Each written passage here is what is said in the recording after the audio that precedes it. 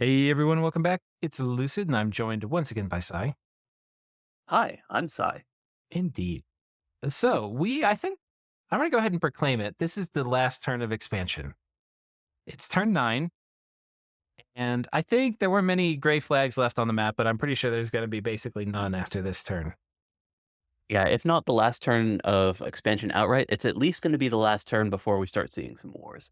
Right. Because with many of these players, you know that as soon as they can't take any more indie provinces, they have to go pick a fight with a player to keep growing. Yeah. I mean, we don't, I mean, we don't have it. Wait, who has the most Hellbless? Is it Miklin? Is it, I think Miklin has the most points spent on their yeah, bless, is how I would put it. right, I wouldn't call it a hell bless by any means, right, but almost all the nations in this game actually went scales heavy, right, even for these traditionally blessed nations. right, Like you look at Jabalba's build, that's a very, very scales heavy ship. right. And then Miklin, we'd commented on this before. It's kind of, I mean, it does have a decent bless, but it's still not actually doing a scales dump and control dominion type shenanigans. So it's by no means a full hell bless. Right. And then Midgard, another nation that can go pretty heavy on the bless, or just take something very economical and expansion focused, like +6 defense or Mhm. whatnot. They also went for a scales build. Marignon, with an awake researcher, did not go with the flagellant hell bless. Yeah.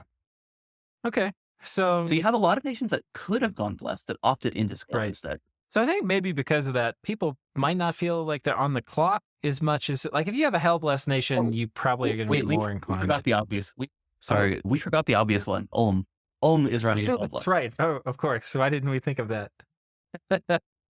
Okay. Well, The one true hell blessed nation yeah. in our game is Ulm. Let's start with a message from Ulm. Cicello here. Success. But sadly, we didn't get the Dwarven Hammer. Oh no. Unlucky. Yeah. We were counting on that. They had like 10 commanders in that province. Did we see them die? The mages die, or did they run off? I know some of the mages ran off. I think maybe the small ones. No, Bolivar died. Bolivar Yeah, died. he 100%. Because he when he was retreating, he ran into a knight, Okay. a Hawkmeister. That would have been clutch for kidding some thugs. TNG reached out to Brax, having seen the fight and expressed some friendly overtures. Courtesy and offers of cooperation go a long way. Perhaps a raid into Auspex deal can be made. Just before last turn. That's so clever. So TNG saw that they got Bolivar. That's cool. Oh, right. And I guess if they know that, then, there's no point trying to hide it from them. And then TNG Yeah. has easy access to Air 2s. So gives it to TNG for a turn. TNG auspecs it. Maybe you throw them, a few hundred gold, maybe a dozen air gems. Yeah. I mean, Ulm's not going to have a dozen air gems until they get Bolivar's tower, to be fair. Right. Or, But some other kind of gem. Yeah. But yeah, it, TNG loves death gems. And this particular TNG is also a thug build. right. So they'll probably be happy to take any gem type. Right. And yeah, we didn't even really talk about the white mage thugging they can do, but they can definitely do that too. Yeah, I think one of the things that's always curious and interesting to me is like the ways which good players find to cooperate, right? And like a very somewhat adversarial game, like in the end there can be only one. There's just, people like I have never heard of anybody doing like letting somebody else raid their land so that they can site search it for you and paying them for that service. Like I've never heard it, but here we go. It's being invented. I actually had seen that in one of those dumb Erythea games. Oh, really? That's awesome. Because it's the thing with Erythea is that like the map is so big that like very strange things happen. Hmm. Yeah, I haven't played on it, but It's not fun. Don't do it. yeah, no, I can imagine that water system makes me gag. Okay. Perhaps a rated. Okay. Just before last turn rolled, Brax got a nap with Vedheim. So if he saw and is covetous, we at least. Oh, so if he saw and is covetous of Bolivar's tower, we at least get a warning. This frees us up to face Arco if he continues the belligerence or expects to keep that western land. Getting a scout on his cap to see the unit composition he's going. This turn, we see Zabalba north of us. Recall we negotiated borders and have a nap. It's interesting. Look at him knowing that I don't remember this stuff and that he needs to tell me twice. Thank you. Thank you. He's a Owen. very considerate, and he was in the last final, so Yeah. he knows that you didn't remember. That's awesome. I'm glad I've set the bar sufficiently low that we can have a coherent cast here. It's interesting to see murder kitties already. Hopefully someone fights him in Miklin. and they don't get a free ride to mid-game. God knows in my qualifiers as EA Miklin, I couldn't get a single non-aggression pact and had 2 nations raiding and a third war me turn 15 in a coordinated effort to slow my roll. Our agency's pretty limited, though, with Arco doing stupid things. Interesting that both Ulm and TNG are clearly talking, right? Yep. They're being nice and friendly, and they both recognize that Arco has overstepped, but they haven't decided who's getting those provinces. That's true, too. That is quietly missing. I love that he put agency in here, too, because I think it's an aspect I always look at in games. Like, a lot of times, even when you're doing like complicated Diplo things, you still may not actually have much agency. Like, so it's always a really nice luxury when you finally get some agency. Oh, I agree, actually. I think that that's a major part of like why I like early game focused builds, because that gives you the agency of being able to pick your fights. Right. Yeah, or maybe accept a 1v2 rather than have to try to get yourself out of it. Yeah, it gives options if you like aren't basically a victim in your first war. Right. Great. So let's start with Ulm. We've got messages from a bunch of other players too. So with Ulm, he had 9 Hockmeister, so he has spread them out to take these provinces. As you should. I said 4 here. That's a little strange. I would have thought I he would have think sent that the that's 4 to the other one. it's because that one borders the Arco province. So if he's going to be fighting Arco, these guys can do some raiding. Oh, he's got the amulet missile protection here. That actually could be kind of useful with this build. Especially if you have some. Yeah, because these. Sorry, go ahead. I think I cut you off. Oh my God. I got hit for 12 damage. Whew. Yeah. Yeah, I mean, potentially, you get like Iron Warriors on these guys, and then somebody's running crossbows. That amulet might be able to like thug small crossbow stacks. Oh, you know what? If he is rushing alt and is recruiting the the fortune tellers, because he's got that awake archdruid, so he gets early research. That might be why he left off Stygian skin, is he assumes he's going to do prot buffing anyways. Yeah, that's definitely possible. Like, still not the choices that we would have made, but it actually makes sense in that context. Well, and Body Ethereal is going to be really good if he's running against elephants. I mean, it's enough to make it where the Hockmeisters, who would previously get completely freaking rolled by elephants, probably would make them at least trade evenly. Maybe even it would be a favorable trade if they're ethereal. Yeah, you have to say ignore 3/4 of the tramples. Right. So, and then maybe even more than 3/4 because they can regen in between if they're not one hit killed, which I don't think they would be. So, yeah, but I mean, the trample damage is very severe, and they're not going to be making those defense checks a lot. Yeah, but it's going to be 23 protection. It's 20. Trample damage is 20 armor piercing.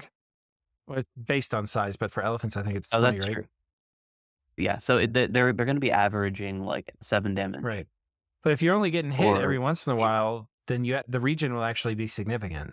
Whereas normally, if this guy's getting trampled by an elephant, he's going to die pretty fucking fast. So the regen might add like 1 tick of HP. But yeah, I can see that. But like the thing you have to consider is that they functionally have only 7 defense against trample. That's true. Though the tower shield's pretty strong. So but it doesn't apply to trample though. Oh, it doesn't apply at all, or it just is going to get the armor piercing penalty? It doesn't do anything. Oh, I didn't know that. It's a shield. Okay. Yeah. Yeah, I mean, it depends how the winner codes it. It's not like the logic of it is like clearly a shield doesn't stop an elephant from stomping on you, and that makes sense when you say it. But it's like how does it make it into the game? Oh, yeah, fair. I'm pretty sure that shields don't apply to turn. Yeah, I actually have no idea. I'd be interested to find out. Somebody's going to put it in the comments, but you're probably right. Okay. Well, anyway, that's Ulm. Not really, like you said, he didn't mobilize anything to this border with Arco, and it's just kind of accepted it for now. Strangely enough, TNG also hasn't attacked it. Yeah, because TNG had an army bordering it, and we knew from the commentary that he was planning on taking it. So I assume that the army that's currently in that forest there was going to take that Arco province. Like, Right. I thought that those guys were too. just going to go grab Yeah, it. he had tons of stuff on the border. Arco couldn't defend it. There may be some value. Let's see if we have a message from TNG. We'll just cover this. Arco talked to their Hydra and got a lot more reasonable. He's going to pay me for another turn of holding 95 so he can make another scout. Then we'll leave 1 PD for me to take. He's keeping 65, and we've signed a nap 3. I'm not thrilled with it, but my army has other priorities. 65. Yeah, This one, so, lovely. okay. Yeah, Well, I guess we know which one Ulm's getting then. right. Yeah, exactly. But that's actually kind of what I was about to say, which is letting Arco have it could be actually strategically valuable for getting Ulm to commit to that war, and therefore not on his back while he goes and fights Midgard. Well, that's fair. But, I mean, they're already going to have a nap anyways, so. No, but Ulm and TNG. So. Oh, so that, yeah, no, don't Ulm and TNG have a nap?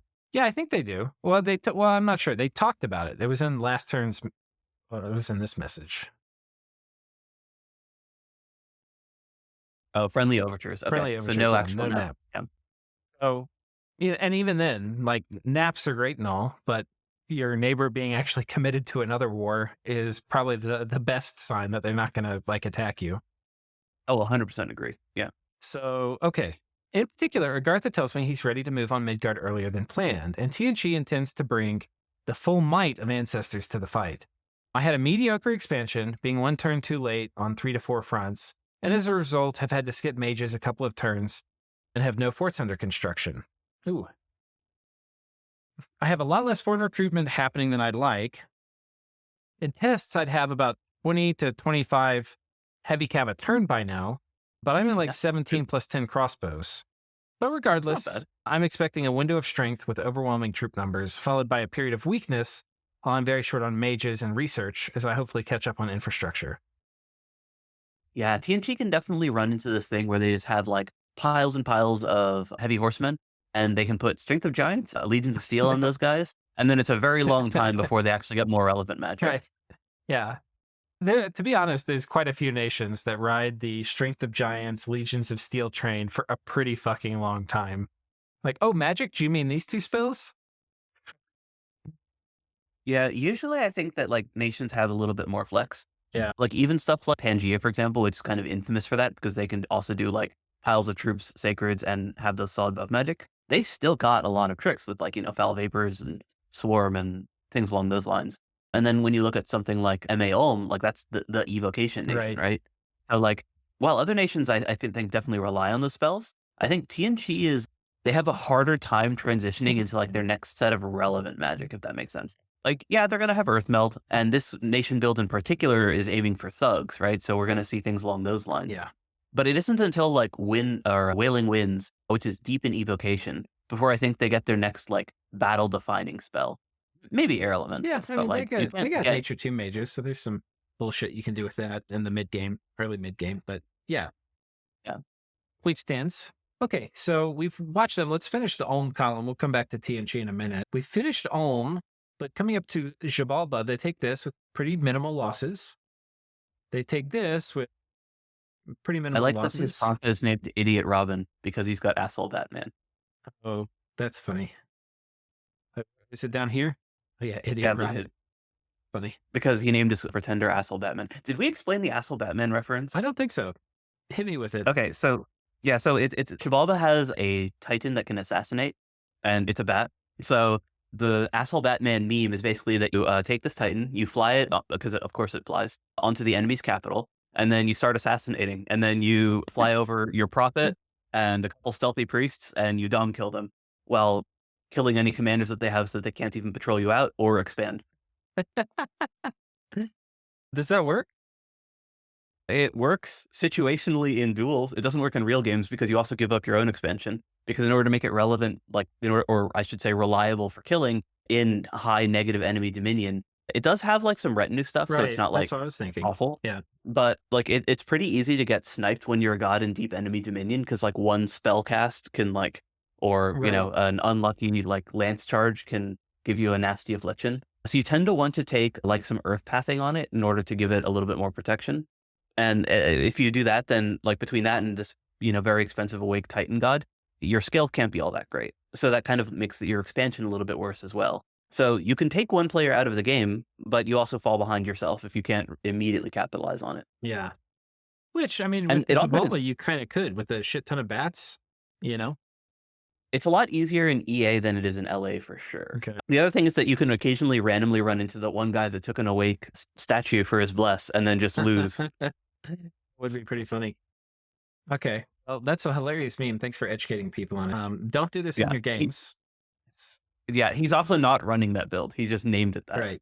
Yeah.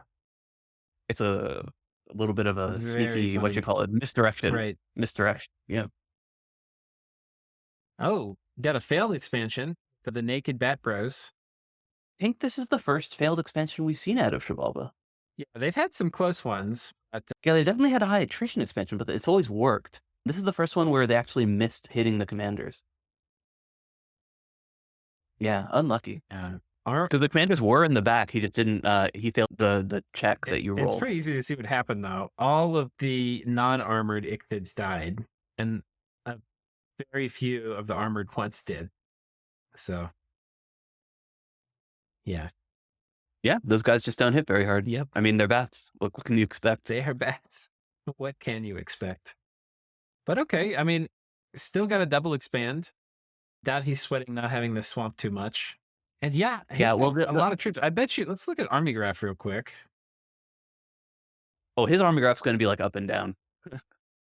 Okay, he's in the top echelon. I was actually thinking he might be number one, but Well, you look at how many guys he's lost, right? Like he's been pumping out a lot of chaff, but he's been losing a lot of chaff. yeah, that's true. That's very true. But I was just looking around. I see chaff everywhere. Like every province has some units in it. But I mean, compare that to Miklin, right? Like Miklin's Jaguar Warrior numbers haven't really gone down that much. Pretty sure he has more units than Miklin. Let's take a look. Army size, where's Miklin? Yeah. Oh, Miklin's near the bottom. Yeah. I was wrong. Okay. I thought the Miklin would be up there, but I guess they're still only on their capital. Yeah. Okay. So that's bats. Attention, Joman. Oh, we got a message from Joman. Awesome. Okay. Last turn was a bit hit and miss. Was hoping to take Throne 82, but my cav died. I guess I was a little optimistic about that one. I hope I can get ninjas down to the throne to take it that way. The thing is, like, his cav would have been a great hammer, but he needed something else to help tank. Yeah. Like, there were just too many heavy infantry in that province. Right. A lot of crossbows, too. Yeah. I honestly think if he brought, like, the army that had been kind of grouped with his samurai cav from earlier, like his starting army squad, basically, Yeah. that he could have taken the throne with the combination of the two. Yeah, I think you're probably right. The farmland in 242 apparently has a rare pop type where a red and blue wizard with gems and gear and a war minotaur is present. My ninjas managed to kill the red wizard, but there's still the blue one. Probably going to wait a turn for my backup squad to arrive and help. 242. So anytime, yeah, it's the farm on the border with Arco. Okay. But anytime I see those rare province types, I have to assume that it's something from Illwinter's D&D campaigns. Because there's a bunch of those, right? Like there's the one that has like a single Jotun Axeman and an Azure Mage. Yeah. Like that's That's funny. So yeah, for stuff like that, I have to assume that's what's going on. Yeah, that would be funny if that was the case. The only one I really knew about was the one everybody knows about, which is Bogus. But Yep, that was their adventuring party. yeah, okay. No attacks from Joman this turn. So he's still letting this heavy cav province camp out. And while it's very understandable not wanting to take them, it's also very expensive because he's basically throwing away almost 300 gold a turn. I would assume that he's got ninjas in there. Because we saw him do that's a some good ninja point. expansion earlier, and the ninjas have been quiet. And that province type is like exactly where you want those ninjas to go. Right. He talked about moving them to the throne, though, so I don't Yeah. know. Yeah, I don't know either. I'm curious, though. And then this was a Bakemono province, and he's not making Bakemono, right? Oh, yeah, that's a mistake. Joman really gets a lot of value out of having some stealth guys, just because they don't have great rating natively until they get some summons out. Yeah. And I don't like Bakemono except Or in Ryujin. the early game. Sorry. Yeah, in the early game, it's really like once people can start affording to put mages or like more PD dumps or put some national troops in different provinces to counter raiding, Bakemono just melt. But like the first 15, 16 turns of the game, you can usually get some pretty good mileage out of them. And they're like dirt cheap, Yeah, right? Like yeah. it's like 200 gold for a raiding party. Right. Like that's nothing. Yeah. But yeah, I do have to put that disclaimer. Actually, they can raid great with Ryujin. So Right. just in order to prevent Robsy from sending me an angry Yeah. message. Don't Don't forget the super fast Kraken plug. But Yeah. they've got a fort up here. Which wait, was this from the event? Yeah. Yeah. So cool. Okay. So that's Joman. Moving up to Arco, no message from them. Oh, he got a hero, the Red Devil. Joman did, I mean. Do we see it somewhere? Yeah, it's called Big Stuff Saber. It's in that fort province. This one? So, Joman, in the fort that they just Yeah, got, yeah, yeah. the army leading that is led Big by the Red Stabber, Devil. the Red Devil. Okay, very cool. What does that guy do? He's just a guy with a good sword and Okay, like combat stats. cool. So again, we have kind of an overkill army against a pretty motley crew. Yeah. But I mean, yeah, these are kind of spooky little parties. And Arco's getting over here and seeing that that Utgaard is having some expansion difficulties. I'm sure he can see two provinces that are in like the 9 little grid of Utgaard, and both of these haven't been taken. And then obviously none of these in the Yeah. border. So he knows. Knowing how Arco has been playing on his Unchi/Olmush border, I Right. can't imagine he doesn't go for those. You're probably right. That, but I think it's like the looter mindset. Like any province that doesn't have an army actively defending it, you're like, oh, I'll just take it. Like, I mean, to be fair, the looter mindset says, "Oh, these two provinces are both free. That means that Brown is very bad at expanding. Therefore, I click on Brown flag." right. Yeah.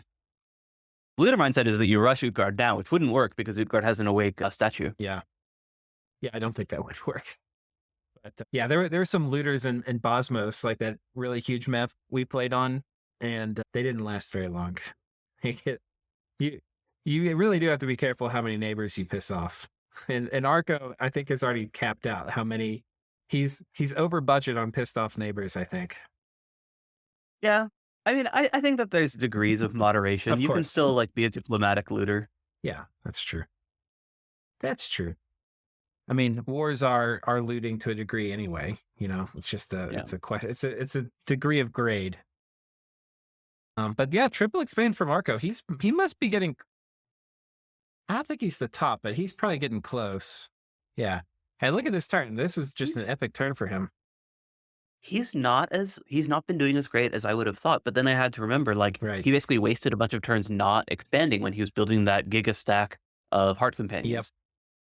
Interestingly, he switched over to Peltasts, And he recruited another war elephant. which either is going to be heavy cav blockers, which it doesn't look like that's the reason, siege chaffs, or he's picking a matchup for a first war where he thinks the javelins are going to be useful. I'm not sure which But of they're not those. useful against they're not useful against Ulm, so that would be odd. I don't think they're particularly good against Pythium because Pythium's got tower shields. Yeah. So yeah, it has to be lance catching. Yeah, or siege chaff. Maybe he's just so confident that he's going to pile these things together and go knock down somebody's fort. So easy to just recruit a bunch of indie militia in LA that I don't think that you want to spend cap turns on it. Like Yeah, if this that's is like fair. EA, then sure, get a ton of peltasts. But LA, you don't have to. Okay. I accept that. That is extremely reasonable. Did we get to. Okay, yeah, we've done it. So we've covered this Yeah. column. We'll go this way. It's bothering me. We're not going to go to TNG right now, but. Okay, no message from Vettiheim.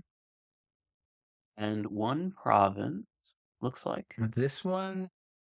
Yeah, it looks like an easy province, easy expansion party. So well budgeted, I guess. That was from his first couple of parties. Right. So they've kind of crept all the way around basically the extent of his borders.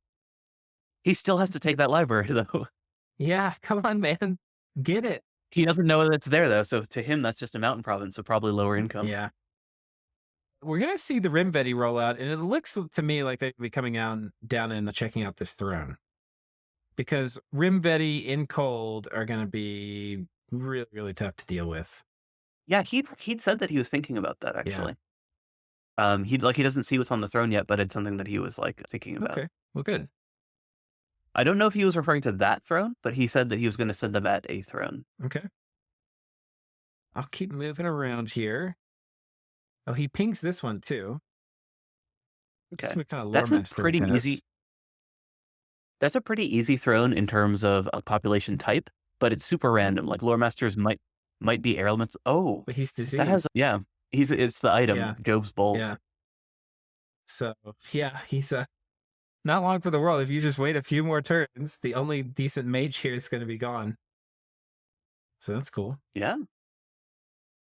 But it does have a bunch of crossbows. So like just in terms Yeah, of like troop numbers, that one can be pretty tricky. Like 20 crossbows, 45 archers, 127 like just in terms of like quantity of units, it's hard. yeah. But the mages aren't going to pose too much of a threat. Yeah, in Cold 3, though, I feel like Rimvetti can probably take it. Like a pretty small squad of Rimvetti with a couple buffs, like all 3 buffs can probably take it.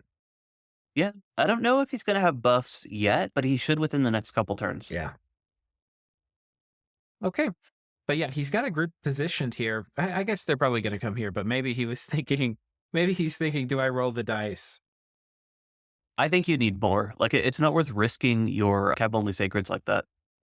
Yeah, probably true. But knowing On the other what they hand, can do, it is tempting. yeah, I would also say that he's definitely the kind of player to test it. So he's going to figure out how many he needs and what sort of attrition is going to be acceptable before he takes it. Yeah. He's got a Gaija here, so he can do, assuming he has some magic, he can do some things. Yeah, that's very true. Okay. So that's Vedheim. Miklin. Okay, we see it. A triple expand from Miklin. Watch some of And this. he's got his rain warriors there so he can take the pond. Ooh, that is true.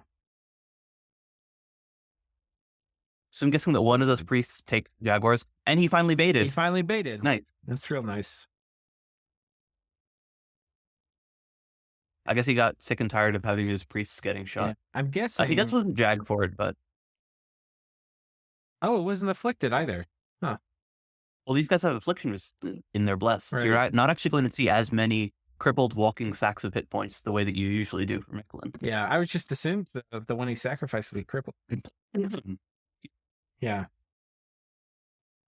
I am actually interested to see how many stars these guys are getting, because that's one of the ideas of this affliction resistance, is that in some ways you're buying stats, because well-used jags typically come with a lot of afflictions, but these you can see don't have any. So it's really Well, he's got +1. huh? Oh, there's one. +1. Where? You're talking about stats, right? Oh The no, I was XP talking about stars. afflictions. Oh, oh, So yeah, yeah. they There was got the one star, but they don't have yeah. any afflictions. So That guy's got he's got a disease, disease. pretty bad. Yeah. I don't think that can actually kill a jag though, can it? Like when it switch forms and get rid of it. I think you're. I don't know. Actually, I don't know how that works. All right, there's a couple afflictions back here, but The demented guy needs to go in the front. yeah. That's prime arrow catching material right there. Yeah. Wander around aimlessly. You're like, oh, you can't hit me because I'm wandering in random directions every turn. And then we know that, or did Miklin negotiate borders with Jabalba? We have a message from them. When it comes to crossbows, sometimes you don't think it'd be that way, but it do. But that's okay. We'll bring sharper sticks. Zan. That was, of course, referring to last turn's lost, well, not lost, but retreated priest. Yeah, those have rain. Yeah. All in all, a very solid turn for Miklin with a triple expand. They're almost done with the expansion. They've got this fort up here. And the commander there, and so you know this they're fort building here. another fort. Yeah. Oh, he shouldn't build a fort there. That's a death site where the commander is. No, sorry, not that one. Oh, this one. That one, yes. Yeah, okay. He hasn't started building it yet. Maybe he's going to shuffle it out, but that's a good point. Yeah, well of pestilence here, almost certainly. Yeah, I mean, there's other sites that it could be. It could be Dying Forest, which would be great. Right. But, There's a water one too. The- I forget what that one's called. yeah. But the most common one is the Well of Pestilence. Yeah. Okay. So, I mean, things are looking good for Miklin. Not getting rushed. Have agreed on borders. Pretty good amount of income. Acceptable attrition so far. Yeah, kind of funny because, excuse me, he mentioned that he thought that he was going to get rushed, and other players that don't border him are commenting on how like they expect other people to rush Miklin, but he's being left completely alone. Yeah. And I mean, honestly, I don't think anybody was really ready to rush him, except like Jabalba could start doing it this turn. Hand could probably maybe start soon. But Yeah, I mean, people haven't really been having Vedheim, maybe. Yeah, I don't know. It's still pretty early. I like it to me. A less than a turn 10 war, less than a turn 10 war. You basically only the only time I would ever consider doing that is if I have a nation that's just totally balls out. That I've been doing the one expansion party a turn. Like I know who I'm fighting. Let's go. But Yeah, I think with the Hellblessed, Miklin often wants to pick a first war, but usually when you're doing that kind of build, it's more that like you expand big, you are very loud and proud about your bless, and then you go see who wants to fight you, and then you fight them. right, Because people know that you're dangerous, and therefore like people are going to try to attack you, and your build is basically designed to go win that fight, but you don't often want to rush someone right away unless all of your neighbors are actually scared off. right. Okay, so that brings us now to Gath. Oh, I think this is Gath's first loss. yeah, and he's got the lance catchers. They didn't catch all the lances though. So he, Yeah, they caught a fair number, and yeah, he's using indies as support, which is interesting. So indies are a little bit less good with these guys just because they can't filter in the way that they can with size 4 giants. right, So they're not really great square fillers, but yeah, and you can also kind of see that he's got a fair number of units just kind of sitting behind. yeah. There we go. Only circled around. They just haven't been able to kill these heavy cav. I mean, those heavy cav have sat here. What turn is it? Like almost 10 turns. They just sat in the front line. Yeah, usually these giants are like one of their advantages, as we've been discussing last turn, is that they can kill these guys pretty quickly just because they're high damage hits. But these cavalry just survived a really long time. Yeah, they really did. I don't know if that was dice rolls or what, but Some combination of dice rolls and critical mass, but on the upside, they did retreat. yeah, So the province should be very easy to take next time he gets back at it, and he still has 7 of his Gittites. right. And presumably he can And that's in his just, cap. yeah, it's in his cap circle, so he can just go back out. And at that point, he'll be very surprised and happy to find out that he has 2 lava lakes. So, yeah, I'm surprised that he didn't take the Jade Amazons, because we'd seen him move an army adjacent to it, right. and it looks like he just reconsolidated that force. Yeah. Is that the only Jade Amazon on the map? I feel like it might be. Might be. Yeah, but this Gath is also not taking like a huge stats bless, so he's going to be getting a little bit less value out of Right. the cavalry. That's what So I he's was probably thinking about too. I was like, I probably wouldn't make the cav. But if you have a good bless, taking it early and doubling your sacred production could be really nice. well, you can't get that many because they are very high recruitment point costs. So you'd be able to get like 1 Okay. per turn. Okay. And Well, then what's yeah, the you recruitment have to, cost? They've got 91. If you build a fort, you could probably get us to like like 140. it's something like really dumb. Let me look it up real quick. Okay. I think that's it for the Gath expansion. I think they're pretty middling in terms of province size. Oh, they're actually bottom of the pack, but I don't think that's surprising. It's the drain scales build. It's not exactly just shooting out of the gate. Yeah. I'll let Cy finish, but I Oh, I no, I actually can't see it in the inspector because it has the rec point thing saying 1,000. okay. So I just remember that they were like Yeah, we'll be able to see it stupidly in a high. turn or two once they actually do attack it. Do you have any critique? Gath is at the bottom of expansion, which, not exactly surprising because they, don't have a real bless for expansion. Given that this is the build they took, do you have any comments on maybe what they could do to eke out a few more? They did have kind of hard indies too, but anything you think they could do Yes. to eke out more provinces? So I think there were a couple turns like this last one where I thought he would have gotten like 1 more, like, Mhm. just by like, oh, go hit that province. But like, honestly, I think a lot of it just comes down to the build. Like you're running a build that is just based on spamming these javelin guys, which, fine. But that is a little slow to get out of the gate because you actually need a fair number of resources to mass these guys.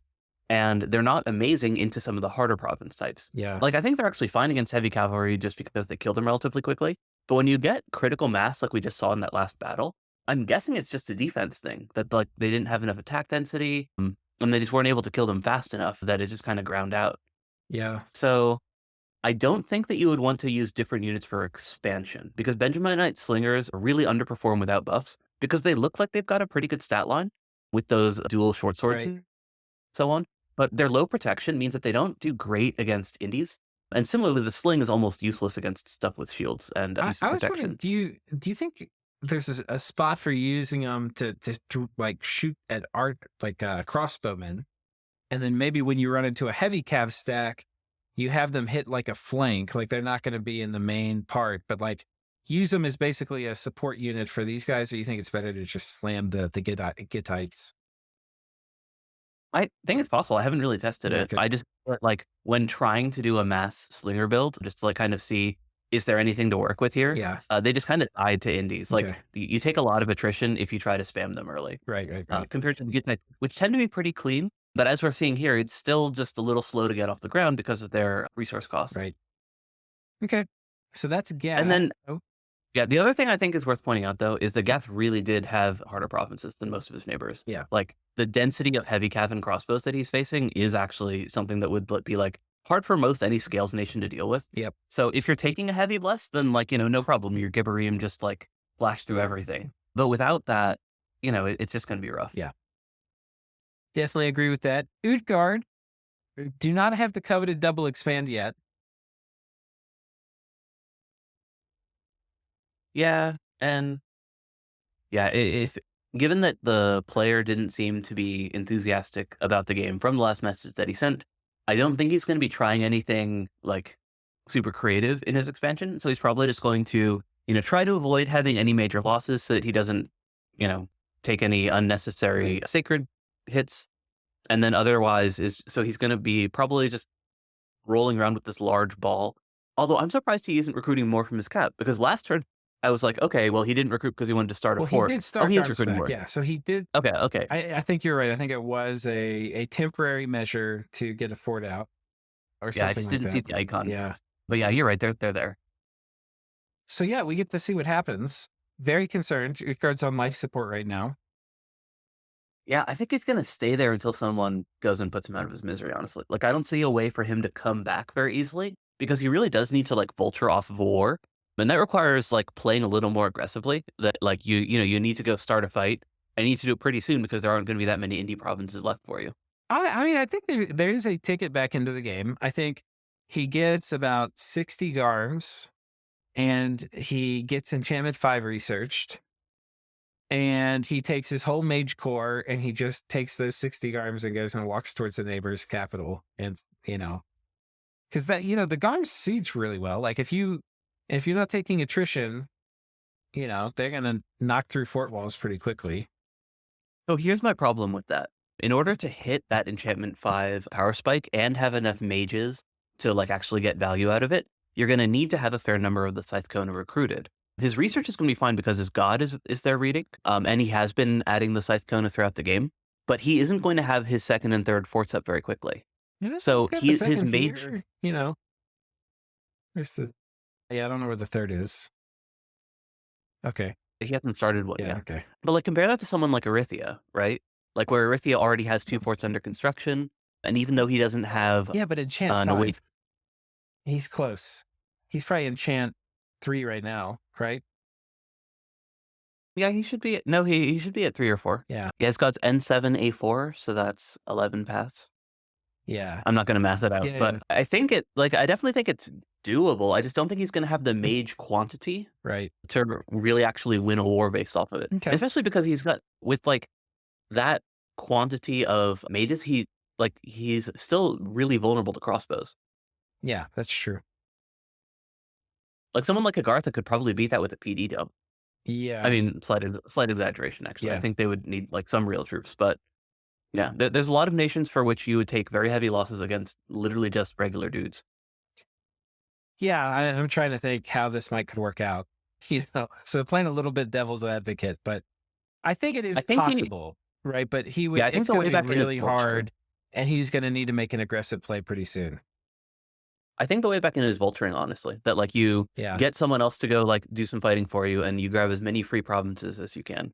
Yeah, that's another way too. Maybe the better way. Okay, let's keep moving. Vettiheim. Did we cover them already? Yeah, we Yeah, were okay. talking about how we might go for that throne. Right. Okay. Midgard. No message from them. They've expanded here. Oh, so there are at least another set of Jade Amazons. And this is probably, Oh yeah, we can check their recruitment point Oh, cost. yeah. But I mean, the elves have a kind of weak bless when it comes to stats, but this is the kind of nation where you definitely would really want to consider taking Yeah, if you have a bless for if it. you have the I bless think for it. you missed, yeah, Oh, 46. 46. That is very Okay, so high. you can get 2. Yeah. There's 3 probably. Not well, yeah, if this is fully forted, you can get 3. Otherwise you get 2. Which, with this particular Midgard bless wouldn't be a big deal. But if you have Yeah, like a it's really also strong bless, it can be like, oh my God. yeah, more cavalry sacreds. Right. And yeah, so we know from the Diplo that he's going to be facing a 1v2 very shortly. He at least hasn't taken attrition, I guess. Like his very heavy horse expansion has kind of given him that. That's true. But I don't see him. Yeah, with the scales build and with the fact that Midgard wants to recruit those mage priests from their capital, so you don't have like Galderman sitting at home researching for most of the expansion phase. Right. And he even sent a Galderman out to site search. So like he's not prioritizing that research. I don't think he's going to hit an early timing. So his magical options when facing this 2v1 is going to be pretty challenging. Like he's not going to have a ton of spells that he can just whip out. And he's going to be very Yeah. far from air elementals. Yeah. I think you're right. I mean, I think, and I don't know what his early research targets are. I know Kosk likes thugging a good bit. So I wouldn't be surprised if he ran like construction 2 first. But yeah, I mean, he's probably going to, and there's not a, well, maybe there are. Trying to think what you do with like really low research Midgard against some of these nations. Maybe like Earth Melt or something. Well, that's really hard because you're relying on a random on the Gelderman, and you have to spend a gem to do it. Yeah. I guess Midgard does get Earth gems though, Yeah. so that's not like the end of the world. Okay. Well, they've managed to expand okay. We'll come down to Agartha next, who's flushed up on their border here with Midgard. Yeah, and I can very much see actually why Aaron wanted to opt into this war soon, because he's basically finished with this expansion. So if he's able to naturally progress into fighting Midgard next, that means he can basically keep growing without ever pausing. Right. Unfortunately for him, it looks like we have a. It's kind of strange. Like normally you have failed expansions at the end of the first year, but normally it's because you're buffing other players. Here we've had quite a few losses of expansion parties here at the end. I don't know. We know a little bit more about his bless now. I don't think I've noticed the smite before, but that's Word of Stone, Oh yeah. which means that even so, he has to have some sort of incarnate Earth bless. And you're probably doing it for like 2 oracles, right? Could be something really minimalist like fire shock resistance, but it could be something like heart skin or fortitude. Who knows? Yeah. Fire shock resistance sounds the most applicable for the things you're going to be putting it on, especially if it's Yeah, imprisoned. yeah, especially because like fortitude is a little lower value because your two oracles can self buff with Right. temper flesh. Right. And if they're doing it, there's also sacred, like long or undead dudes, right? The sepulcrals. Yeah. Yeah. And they're not really that great, but if you need Yeah, fire they're shock fun. resistance, and you have that as your bless, you can get it on them pretty easy. So I think you can do some fun stuff with sepulcrals with like larger +4 attack. Larger, not right. for the extra length because they're already size 4, but rather just because for both them and the two oracles, they're 1 per square anyways. So you basically just like get a bunch of more hit points. Yeah. And then the other thing people like to put on them is regen, which Yeah. I don't think we're going to see here. No, I don't think we've got the imprisoned regen bless with Earth. It's the main path. That would mean you'd basically have to be fortitude, I think. It'd have to be Yeah. fortitude regen, which you can't afford with these scales. So Yeah. but cool. Okay. He's expanding up towards Midgard. Failed an expansion here, which is going to be a bit of a zinger. We haven't checked for forts. Oh, he got the event chain for the adventurer. Oh, right. So he's got a second thing there. That's awesome. Oh, there's a fortification. There's a fort. That's a good spot for it too. If you can't take a throne right away, you can at least threaten it. Okay. So only 1 fort under construction. I was kind of expecting to see another one somewhere. Yeah, I mean, with scales, I would expect he's going to start another one next turn at the very least. Yeah. His adventures are kind of spread out, so for the nature ones, they're probably just site searching. But for the troop guys, those guys are essentially just commanders. Right. So they might be like the guy in that coastal province that you have selected right now might just be preparing to build a fort. Yeah. And this is a great port, aside from the fact that Marignon can sail on top of it, but it's going to be able to get a lot of resources and have a ton of recruitment points. So, And it's again bordering a throne. right. Right. Now, next up, we have Marignon, who honestly, I've kind of been most excited by watching Marignon expansion. I don't even know why. Well, it's been the highest risk, right? He's Yeah, deploying those. that is why. It's the highest risk. It's been nail biting. He hasn't failed one yet, has he? Or maybe did he fail one? No, he hasn't. I don't think so. Oh my I know God. that He brought all the he did. mages. Oh yeah, he reinforced with more mages from his cap. Although to be fair, I think that part of that was just to bring more crossbows because those mages don't have great leadership. Yeah, it's possible. But for Crystal Amazons suck. Yeah, they especially suck into crossbows because they're shooting short bows back at them. Right. I think there's a little overkill, buddy. Charmmakers have only 10 leadership. Yeah, only 10 leadership. Yeah, okay. Good. I know they have a mage captain guy who actually does have decent leadership, but I don't think you generally get those. Yeah. So we also have to put this on the books. Marignon did double expand this turn. So the only nation not to double expand yet is Utgaard. Oh wait, no, the go-to captain only randomizes blood, or like he has a 20% blood. He's not a reliable mage. Okay. Oh yeah, you don't get those guys. Oh, this is a demon event? I don't Oh yeah, yeah. That's the demon event chain. We've been talking about this actually, not part of the recording, but that's one of them that can actually get you a bunch of different unique attacks. Is So this the like one that depending can on get how you the event, the astral archdevil? yeah. So it Okay. can get you a bunch of actually different guys. It can get you one of the unique ice devils. It can actually get you the goat sun guy. So like the Oh, unique demon, Bauer? the goat. I Yeah, don't remember what his name I think is. that's his name. He's the goat son who's Yeah. from the like Solomon book. Yeah, Right. he's awesome.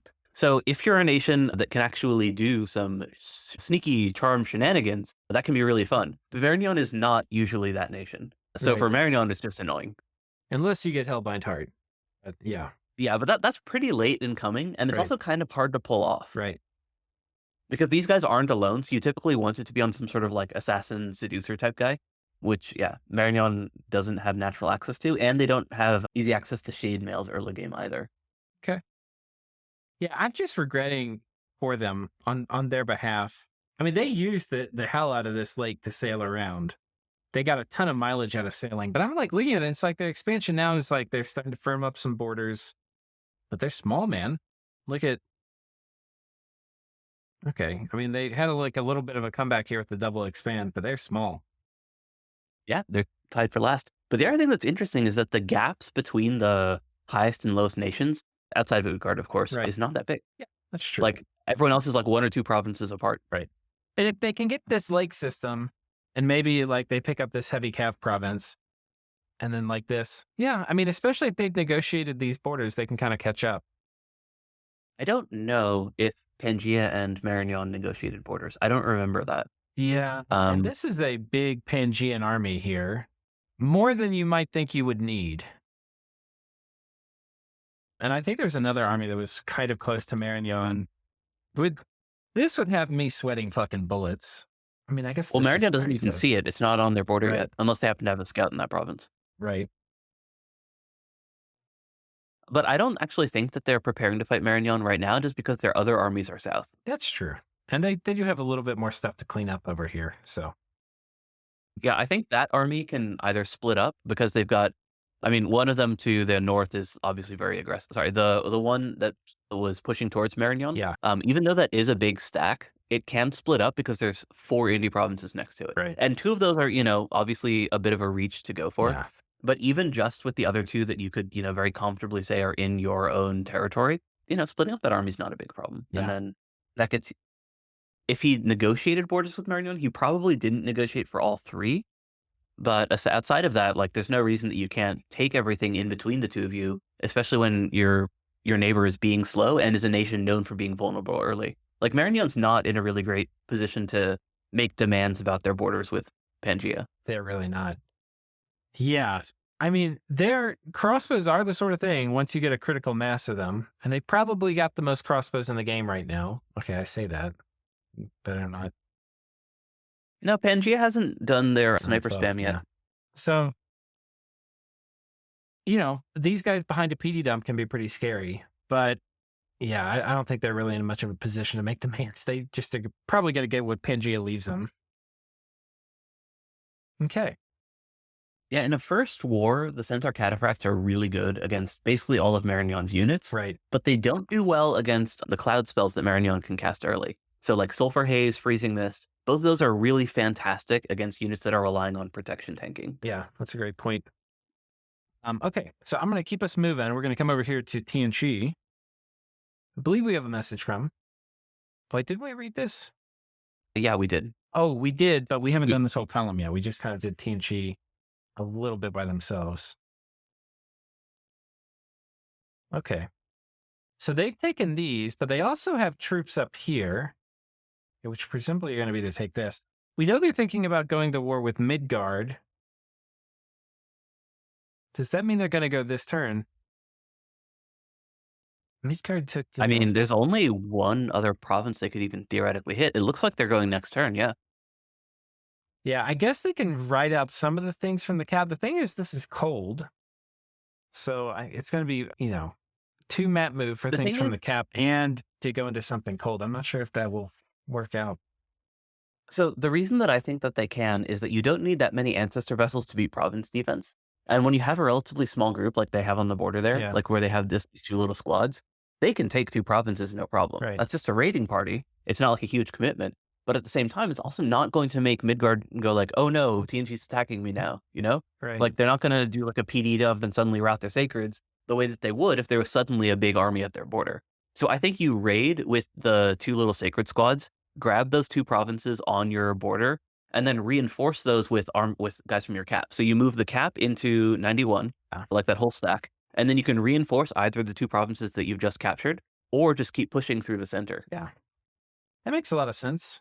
Yeah, there's obviously the wild card of these vans here and where they choose to go, but We can assume those guys are going to keep expanding. Like there's no Right. reason for them to run back and defend, especially when they don't see a threatening TNG army on their border.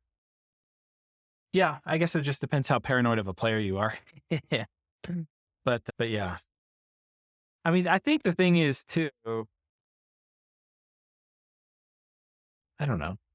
Yeah, I don't know. If you don't have a non-aggression pact with them, you see these guys on the border. This does not mean they're going to attack, but if you're building a fort, you may also want to put something there so it doesn't get run over by like 5 cav. Well, true. I mean, Yeah. those were just indie provinces last turn, right? Right. So like as far as Midgard knows, TNG's just expanding. Yeah, for sure, for sure. But I'm just saying, you've got like a distant fort that they may want to protect to some degree. Yeah, just depends on how paranoid the player is, like Yeah, you said. yeah. The other thing which I think is actually worth pointing out is that after they start this war against Midgard, TNG is going to be great in terms of province count, right? Because they're at like a decent size now. They're Right. not like amazing. Let's take a look. Yeah, they're number Yeah, 2. they're right there. One province Yep, behind tied one. for 2 with almost everyone else. Yeah, like I mentioned, everyone's super close for expansion. Yeah, middle of the pack on but- income, but Yeah, but like once they grab those 2 provinces and then that one from Arco, right? Yeah. Because Arco is going to give that to them. And then they are potentially well situated to take another, potentially even 3 in the next couple turns. They're going to shoot up to position 1, I think. right. Yeah, may the horseman apocalypse start. Okay, coming up to Erythea. I don't see any little Erythean flags. There's one, Sea Untamed. Okay. Yeah, they went underwater. That's with a princess? Yeah, that's not a queen, that's a princess. Okay. It's interesting that they're going for those guys from their capital early, just because they're Astral 3. Us. God damn. yeah, so those are the ones The that have just randoms. a ton of randoms. Yeah. But the problem with them is just that they're competing with the Daducho, which have that research bonus. Right. So typically in the like super early game, my preferred way of like doing the mage recruitment for this nation is you get one of each, right? So you can get your actual royalty going. Then you get the Daduchos in order to like keep your research ramping up. And then you switch back over to the princesses after you have another couple forts down. and you want to start like rolling for that variety. Yeah, Going for them early is just it's a little slower. I gotcha. That makes a ton of sense. Yeah, they're also slow to recruit. So yeah, All right, so we've got one army here from Erythea that went and attacked. This fort has come up, and 1 second. great. Yeah. So you're saying about Erythea, Yeah. So you can see that he moved his Merm there. So it kind of goes back to your point earlier about like how paranoid is the player about their fort under right? construction. And the So crossbows. because yeah, so you can kind of see that like he was definitely thinking about that because that's in sailing range from Atlantis's cap. Right. So he reinforced it with both his god and the crossbows, like you pointed out, in order to make sure that that fort was finished. And yeah, he Yeah. added more PD on top of that. Right. So he was, if not expecting a fight, he was at least getting ready for one. Right. Yeah. Clearly, he knows he's poked Atlantis by setting these boundaries. Not ready to fight him, but also didn't expect good behavior on Atlantis's part. So Yeah, and as we were commenting last turn, a major portion of this fight, at least in the very early game where it's going to be all about troops, is going to depend on scales a lot. right. So having your dominion in that province is going to make a big difference. Yeah, and having, this early temple, because he did put a temple up before the fort was up, and then having the god over here as well is going to go a long way to pushing his dominion out. Like, Yeah, and both of them have awake gods, and it's very close to Atlantis's cap, so it's going to be pretty swingy in yeah, terms of like the candle game. yep, And the other thing that he's doing, which I really approve of, is he's setting up his second fort underwater. right. That was Um, over here. that's going to Yeah, So that gives you the option to start fishing for foul vapors casters with the pearl mages, but they're also still capable of recruiting your data joes. So you can, depending on how the war is going and what you're looking at for your options. In this case, because Atlantis has that poison resistant bless, it's a little less impactful. But you can pull something out that's not normally in your retinue by using that aquatic mage. yeah, And then, yeah, because it can still recruit the data joe, you still just recruit the good mages at first, and then you make that transition once you want to start adding nature to your lineup. The other thing I'm gonna be looking to see, we can't really tell now, is this is basically the first advertisement that Erythea is slamming crossbows to Atlantis. And that's an existential threat. These guys here are gonna get fucking mulched by crossbows. But if he switches to any of the heavy infantry with the shields, they are very resistant to them. So if he doesn't switch to making one of these two units in the next few turns, pretty much everything else on the roster is going to get freaking torn apart by crossbows. Yeah, Mournful aren't awful against crossbows, Right. and they're also like they don't mind heat They just because have a they buckler, they don't have right? Or is it a full they have shield? turtle. It's a turtle shield. It's a turtle shield. Okay. Yeah, so it has 4 parry still, but it does have like lower Yeah. protection. Yeah. The real problem with Mournfuls is that they have 9 attack. Like that's the real sad thing about Yeah. them. But in terms of like hit points, having a shield, they're okay against crossbows. They're still pretty gold expensive, right? Because you're paying that 25 gold for the Shambler price, as opposed to the 13 gold cost for the Ice Warriors with spears. But And those was and we've talked about it before because like I tested these like how crossbows do against Atlantis extensively. These guys are if Erythea rolls up with 150 crossbows, these guys are going to have a very bad day. But if Erythea rolls up with 150 crossbows and there's like 60 of these guys or 60 of these guys, and yeah, it's in they Cold 3, complete tank. they're going to just fuck up 150 crossbows so badly. It's not even funny. Yeah, you very specifically want Sulfur Haze against those guys Right. as Erythea because it's armor negating damage, it's fatigue damage, Yeah. and there's- like between the two, And these guys have such slow combat speed. Those fucking clouds. They yeah, they're stuck sitting in those clouds the whole Yeah. time. So they just get murdered by that. Yeah. But that cloud is going to be much less effective against the Arcertids. True. Still going to fatigue them, so that's going to lower their attack and defense, Right. which is actually pretty valuable. But it's not going to do the poison damage, Right. which is usually a bit harder. Right. Okay. So this army's here. I'm really interested to see what Atlantis starts recruiting, and really interested to see how whether and when hostilities break out. We didn't have a message from him. Just checking. No. And that brings us back to Pythium, who I believe will be our last entry for the day. It's kind of cool. Cometances versus Barbs. Yep, and he's bringing those Solaris guys, All so he right. actually did round up those foreign recruits. We'll flash them up here and compare them to automatons. They're 15 protection, 16 defense, 12 Well, this is attack. with a star. Oh, okay. Yeah. Yeah, I guess they both have stars, Yeah. but the thing about the Cometenses is they have better mat move. Right. Like that's typically like the advantage of recruiting those guys over your like Right. your 10 gold cost guys, and they're still less expensive than the bio resist guys. Yeah. How much are I they? think. Oh no, they're the same. Oh no, they're more. They're They're actually more. They're more. one Yeah. gold. Yeah, But they've got better stats, so unless you need fire it's resistance. yeah, no, it's the foreign recruit guys that are only 10 gold, Right. which are the less expensive option that still cost like a ton of resources. That's what I was thinking of. So these guys continuing to expand, and presumably he's going to be taking this next turn because he's got 2 armies which can collapse here. I mean, You Arco. think that he and Pythium have talked about borders? Okay. Again, I never remember that. Yeah. We I don't don't see think. any labs though from Pythium. That's what the thing I'm really musing over. I was really expecting another one this turn. Yeah, he's very slow in his lab production, 100%. And I think part of that is he's spending all this gold on these foreign recruit guys.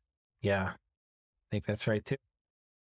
No. Oh wait, here's a fort. So this is the other thing. What do you think Okay, about doing a fort rather than more labs? you need both, and then because this guy has an awake god, he actually gets a little more value out of getting like higher quality mages as opposed to just more Yeah, misties out. that's true. So it's definitely different from how you would play Pythium with like just a straight scales build or an awake expander build where you really rush those labs out to get that research going. With these gray ones, he kind of really wants to have the Renatai Right. and You're thinking he's in going to my do the opinion also the skelly spam turrets. push that you had mentioned, so or something like Yeah, that. that's the only thing that makes sense to me Yeah. with his build. Yeah. Okay. It's going to be interesting And too because TNC's planning on going to war with Midgard. Now he has an app we've heard with Pythium, right. but that doesn't mean Pythium's not planning on attacking him. That may just mean they had a nap for a bit. So Well, true. I don't think that Pythium like needs to fight TNG early. That's not their easiest matchup by any yeah, means. for sure. And it's also not a nation that I think you're really scared of. Like TNG is a nation that's known to like go crush someone with a ton of troops early, and then kind of relies on like tricks and little off kilter tactics in order to do well as the game goes on because it doesn't have a natural economic advantage the way that like blood nations do. Yeah. Okay. So I think that covers it. We don't really see any sign from Pythium about where they're attacking or anything. We just know they're making troops and they're making one fort. But we've talked about this in previous episodes. They've probably got a lot of good matchups they could go after. Agartha. And maybe this is just, you know what I think actually? If they, they're doing this build where they've got the awake researching god, I bet, and they're not doing the labs because they want to get maybe the higher quality mages. I'm thinking it's a Foul Vapors rush, right? So they're going to get Foul Vapors, they're going to get Skelly Spam, and the plan's going to be Skelly Spam, Foul Vapors, and then the custom Pythium Poison Ward spell. Sure, yeah, that all clicks. Yeah. Okay. The only thing though is that like if they're doing that, then they really want to start an early war because with the weak gray ones, I mean, you kind of pointed out how like even with Utgaard, with their awake idol, which is probably going to be much lower research than the gray ones are giving, Right. they are probably pretty close to that N5 point now. So Right. they need to start thinking about their first target. And if they're not doing that, then they're kind of like losing the advantage of like what they get from having that awake researching god. Yeah. Yeah, they should be getting pretty close. Maybe we'll see it in like 3 turns or something. But yeah, I think you're right. Like if they don't you don't go for a build like this and then not pull the trigger. You gotta be ready to commit. And I think they have a lot of decent options to pick from who they fight. If they're not in a war in like the next like 2 turns, then they probably should have just taken scales, Yeah. in my opinion. Yeah. Scales are yeah, or monster. I like monsters, but like something that like actually gives them faster infrastructure and a higher mage count because at a certain point, like just more misties are going to catch up to what you can get from this researcher. Mhm. Yeah. All right. And I think that is where we will leave it today. Thank you, Sai, for joining me. Yeah, thanks for hosting. And I'm pretty sure, I think I peeked at the next turn. I think we're going to have hostilities. It's either next turn or turn after. So tune back in because the action is about to start. All right. See you guys then. See you.